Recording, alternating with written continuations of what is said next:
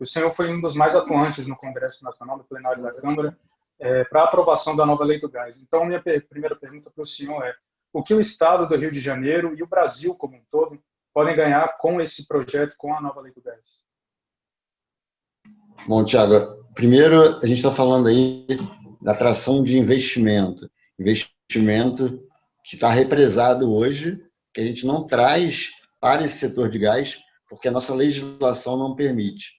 Então, a gente está falando de 40, 45 bilhões de reais de investimentos nesse setor, só em infraestrutura, nos próximos anos, sendo que boa parte disso no estado do Rio de Janeiro. A gente está falando do potencial de 4 milhões de empregos também nesse período. Então, a gente está falando de investimento, atração de investimento estrangeiro, mas também local, para a parte de infraestrutura que vai tirar o gás, que hoje está lá nos campos, né, nos poços de petróleo, que a gente ou reinjeta ou vai começar a colocar em navio para levar para fora do Brasil, né, do que fazer e mandar para fora do Brasil. O que a gente quer não é que esse gás seja usado no mercado brasileiro. E aí, sendo usado no mercado brasileiro, a gente consegue fazer com que esse gás chegue também para o consumidor mais barato, que vai ter mais gás disponível, mais competição, e aí gás mais barato é energia mais barata, é fertilizante mais barato, a indústria química mais barata, vidro mais barato, a gente está falando de cerâmica mais barato, e também o gás para o consumidor final mais barato também para poder gerar energia. Essa abertura do mercado, deputado, traz também uma segurança jurídica nessa abertura do mercado de gás?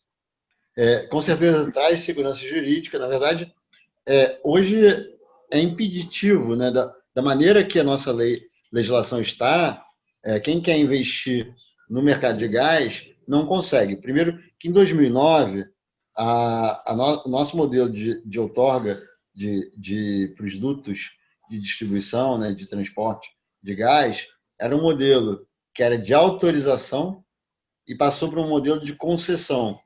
Com isso, precisa de um leilão público, né, de uma decisão do governo para que uma empresa possa investir em gasodutos.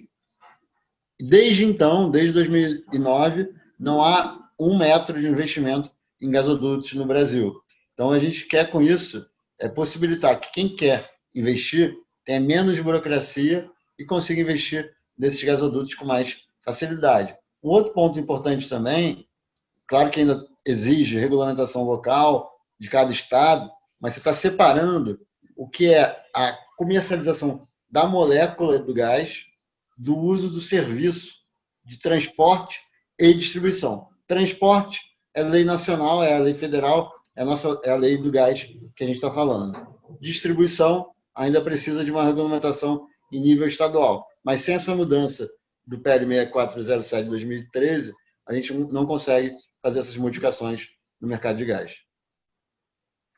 Bom, seguindo nessa linha, deputado, o Partido Novo tem apoiado algumas pautas que abrem e modernizam alguns mercados que são extremamente concentrados, né, como esse que a gente acabou de falar do mercado de gás, também o novo marco do saneamento básico, né, que também é outra matéria que abre o mercado, tem também a proposta do Banco Central de modernização do mercado de câmbio. Eu queria saber do senhor quais outros mercados de infraestrutura o Congresso pode analisar nesses próximos meses. Olha, eu espero que ele termine de analisar a lei do gás no Senado Federal. A gente teve uma vitória importante na Câmara. Eu espero que o Senado não mude o texto. Se a gente parar para ver, acho que foi uma das primeiras ou primeira votação que eu vi na Câmara dos Deputados de um texto que saiu da comissão, que foi votado na íntegra, exatamente o texto da comissão, num tema tão complexo, que foi muito bom, porque o texto da comissão era um texto muito robusto. Eu espero que o Senado não mude. Se mudar, a gente vai trabalhar, caso volte para a Câmara, para o texto voltar ao que está hoje. Então, e agora também a gente tem a expectativa que o próprio saneamento, né, agora sancionado, comece a dar resultado. Para isso, a gente precisa votar o veto presidencial, porque o veto ele ainda garante, ele gera ainda algumas inseguranças jurídicas, principalmente num ponto muito relevante, que é a possibilidade dos governos do Estado de prorrogarem os contratos por mais 30 anos, o que seria um grande desastre, né? Porque a gente está falando aí da possibilidade dos estados prorrogarem os contratos por 30 anos, ou seja, boa parte do trabalho que a gente fez, ele vai ter que esperar 30 anos para ter sentido. Além disso, a gente está falando aí de cabotagem, que é um tema importante, os portos, e a gente espera muito que o tema de privatização também aconteça no Brasil. A questão também de outros marcos, não tão setoriais, mas que impactam, sim, como você falou, mercado de câmbio, também a questão da autonomia do Banco Central, e as reformas estruturantes, como a reforma tributária e a reforma administrativa, aconteçam aí ainda esse ano. Quem sabe a gente consiga aprovar pelo menos na Câmara esse mês a reforma tributária e talvez até dezembro a reforma administrativa. Bom, falando um pouco sobre o projeto de lei do Banco Central que eu citei anteriormente, deputado, propõe um contexto diferente desse mercado de câmbio, né?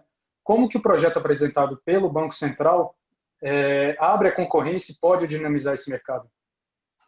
Bom, primeiro que ele simplifica a legislação. Hoje são mais de 40 legislações, 40 dispositivos legais que tratam desse tema. Isso simplifica, se eu não me engano, para 7 ou 8 dispositivos legais. E, além disso, você está permitindo aí a operação de fintechs. Com a possibilidade de fintechs entrarem nesse mercado, você traz competição. A gente sabe, né, quem hoje opera no mercado de câmbio, seja nós como consumidores diretos, né, que você quer fazer uma viagem, comprar alguma coisa fora, quando você quer comprar dólar, por exemplo, você tem um deságio muito grande, assim como quando você quer vender dólar, você tem um deságio muito grande. Por quê? Porque isso é muito concentrado, tem pouca gente operando, você tem, claro, também o custo de transação, tudo mais, faz com que você tenha que perder muito dinheiro na compra e na venda de dólar. Isso, primeiro, faz com que as pessoas tenham mais reserva cambial. Segundo, evita muita negociação. E gera também, o mercado atual, o modelo atual, dificulta transações comerciais em dólar para fora do Brasil. Então, é um tema muito importante para aumentar a relevância da comercialização brasileira, principalmente exportação, mas também importação. O Brasil, que é uma das maiores economias do mundo, proporcionalmente é um dos mercados mais fechados do mundo. Então, a gente precisa também, essa é uma regulamentação, uma legislação que vai mudar também esse setor. Isso pode trazer alguma valorização para o real, deputado? Olha, eu acho que ele pode trazer valorização pelo fato de que você vai trazer mais dólar, mais moeda estrangeira para a circulação no Brasil, né, no sentido de investimentos estrangeiros. Você faz com que, com isso, você tenha, assim, a valorização do real. Ou seja, novos investimentos entrando no Brasil, mais dinheiro, tanto investimento direto, né, para mercado de capitais, também investimento de empresas, né, para a construção de novas infraestruturas, ou até mesmo os investimentos em empresas, mas também para a compra de produtos fabricados no Brasil, aumentando aí, como eu falei, a comercialização brasileira, a participação do Brasil no mercado exterior. Bom, falando um pouco das reformas estruturantes, deputado, as reformas administrativa e tributária, eu gostaria que o senhor explicasse resumidamente o que cada uma dessas reformas vai mudar e quais são os impactos que isso pode trazer nas contas públicas. Ótimo.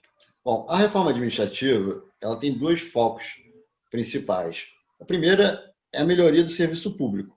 A gente tem que lembrar que hoje o serviço público ele não tem os incentivos adequados, o servidor público ele não tem incentivo adequado, além do próprio servidor de forma individual, como o gestor público, ele não tem os incentivos para colocar os melhores servidores à disposição dele. Quando a gente fala isso, a gente fala que a gente está prestando serviço público, e é uma realidade do Brasil, de má qualidade, né? A gente paga muito imposto e tem um retorno muito ruim dos serviços públicos gerados no Brasil. Também pelo fato de que a gente usa muito desse dinheiro para pagar servidor ou outros tipos de funcionários, entre aspas, públicos, que não estão prestando seu serviço como deveriam. Quando a gente tem desperdício de dinheiro, a gente não está alocando dinheiro para aquilo que deveria ser alocado, ou até mesmo para deixar esse dinheiro no bolso do consumidor, no bolso do pagador de impostos, das empresas, da pessoa física. Então, esse é o segundo ponto. É você diminuir o peso, a gordura, é um inchaço da máquina pública que faz com que a gente tenha aí uma necessidade de arrecadação maior quando a gente arrecada mais, a gente tira dinheiro da economia, tira dinheiro de quem quer investir, de quem quer trabalhar, de quem quer consumir, para bancar um Estado gordo, inchado, que não gera o serviço público adequado. Né? E aí a gente fala também da questão do ajuste fiscal. Sem ajuste fiscal, a gente vai chegar num momento em que o país não vai conseguir fechar suas contas, seja o governo federal, os governos estaduais, e eu sou de um estado que já passou por isso recentemente, não resolveu o problema totalmente, né? Precisou aí do regime de recuperação fiscal para conseguir mitigar a parte do problema, mas ainda assim enfrenta riscos perenes e constantes de entrar mais uma vez em um sistema em uma situação de insolvência. Isso faz com que a gente, em algum momento, até os próprios servidores fiquem sem salário, como já aconteceu com o Rio. Temos estados como Rio Grande do Sul, Minas Gerais, que estão próximos de acontecer a mesma coisa, é uma situação muito ruim. Então, e tem municípios também. Então, quando a gente fala da reforma administrativa, é garantir serviço público de qualidade, é garantir que a gente vai conseguir garantir o equilíbrio fiscal e, ao mesmo tempo, a gente vai deixar dinheiro no bolso do cidadão e não tirar dinheiro para alimentar uma máquina que não serve para beneficiar a sociedade. E a gente fala da reforma tributária, a gente está falando aí de uma mudança na burocracia, na complexidade que é o nosso sistema tributário, que também afugenta o investidor, que faz com que tenha uma perda enorme de energia, de dinheiro. Né? Hoje gasta-se horas e horas para fazer todo o balanço, todo o sistema contábil de uma empresa, coisa que é completamente proporcional em comparação com outros países. Então, a reforma tributária ela tem primeiro esse objetivo, né, de garantir uma simplificação. Tem um lado também, quem sabe a gente consiga resolver de mudança do sistema hoje, do modelo hoje, que é um modelo muito mais regressivo do que progressivo, né, no nosso modelo tributário, mas o foco principal, inicial, é a simplificação. São milhares de leis, artigos, ninguém sabe como operar, principalmente quem vende, comercializa produtos e serviços entre estados, entre cidades, é toda uma complexidade que afugenta investidores e gera uma insegurança também jurídica para quem quer investir. O senhor classifica essas duas reformas como as mais urgentes, as mais importantes hoje? Sem dúvida. A reforma tributária tem um impacto direto na economia, né? Vai mudar o cenário de quem empreende, de quem investe. Né? A segunda tem um efeito na administração pública, no serviço público. Serviço público de qualidade significa mais dignidade para a população, mas também tem o lado da questão da segurança de que o governo consegue pagar essas contas. O governo conseguindo pagar essas contas, você também traz mais investimento para o país, porque quem quer investir no país, quem quer investir num governo saudável, num governo que não vai dar calote, moratória, e com isso também a gente vai reduzir os juros no Brasil. A gente tem uma queda drástica da Selic nos últimos meses, que é muito bom, mas os juros que a gente chega na ponta depende também da solvência, né, da capacidade do governo de pagar suas contas. Por isso é importante também que o governo faça esse dever de fazer a aprovação da reforma administrativa. Então, eu acho que fazendo reforma tributária, reforma administrativa, aprovando os marcos regulatórios que vão atrair investimentos, fazendo privatizações, fazendo concessões públicas para investimento em infraestrutura, portos, aeroportos, rodovias, ferrovias. Acho que o Brasil tem tudo para estar preparado aí, mesmo que não seja de forma imediata, mas já está preparado para crescer de forma sustentável no médio e longo prazo. Como que o senhor vê a tramitação dessas duas reformas estruturantes, a administrativa e a tributária, dentro do Congresso Nacional? O senhor acredita que há espaço para votação de duas reformas tão grandes ainda esse ano? Eu espero que sim. Primeiro, eu vejo que a reforma tributária já avançou, né? Apesar da pandemia, ela tem já maturidade, já tem discussões. É uma reforma muito técnica, o debate é mais técnico, é menos polarizado, menos também ideológico. Tem, claro, algumas nuances, né? Setor de serviços e outros setores. Tem uma discussão também da divisão entre estados e municípios, mas hoje tem meio que um consenso da necessidade da reforma tributária. Tem também a discussão, a potencial discussão do ingresso de outros tributos que não sejam os 5 né, da Imposto sobre Consumo, né, que hoje a gente está falando aí de PIS, COFINS, ISS, IPI e ISS, tem aí a discussão da possibilidade de inclusão de outros tributos que pode gerar problema na aprovação. Mas eu acho que vai ser muito mais para marcar posição, discutir o tema, do que de fato vai ser um entrave para o avanço da reforma tributária. Então eu tenho confiança que, quem sabe, início do mês